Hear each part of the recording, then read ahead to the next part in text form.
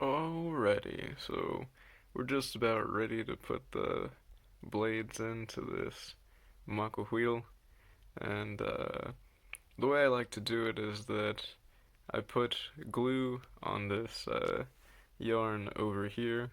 You can use any kind of super glue, but it's recommended that it's impact resistant if you're actually going to be using these, you know?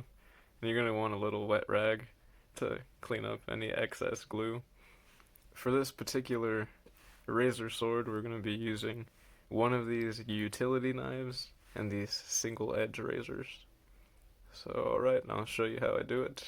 Well, kind of. So, I already put a little bit of this glue on this yarn, and I put that into the groove.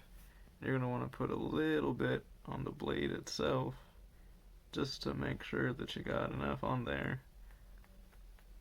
And after you do that, ideally, you want to take that, well, I mean, you want to take the yarn out so that you can put the blade on the side of it, and that gets it nice and snug in that groove there. And if you feel that maybe it's not going in too good, you always just pull on that yarn on the other end that ain't glued in yet, and it should move further down. Alternatively, you could also take something thin like a knife and poke that in there a bit if you think you need it. But yeah, that's your first blade in there. Not half bad.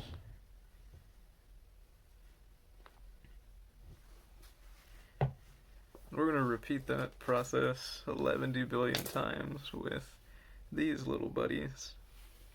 So I'm just going to show you how to do one of these, because I mean, really, you done it once, you can do it again, right?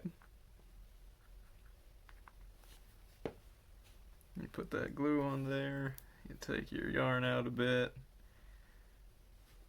you stick that back into the groove, you pull just a little bit, not too much. You poke it in there. Uh-oh, this little buddy ain't going in.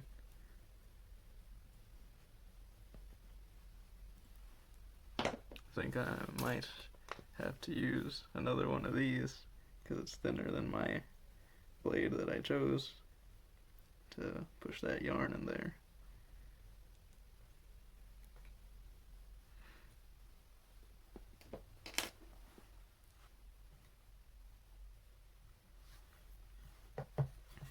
Alright, now you want to check and see that they line up good, nice and straight.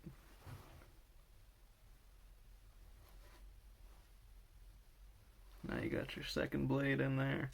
And really, it's up to you how close you want to put these, considering the fact that a Macuahuitl was generally made to maim your opponent, so you could then capture them and bring them back to town for sacrifice. They weren't supposed to, you know, connect and be like a regular sword. And frankly, I like it more when it's got space. It gives it a certain aesthetic, you know. But really, if you wanted to just have like something closer to a sword, like a regular sword, and less like a Macuahuitl, you could just make these touch and you'd have almost a continuous edge, you know.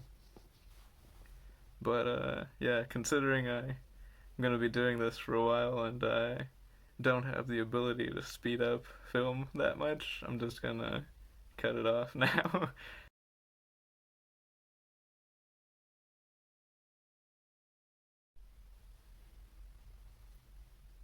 Alrighty, so 30 billion years later, you can see I finally got all these blades on there. Good to go.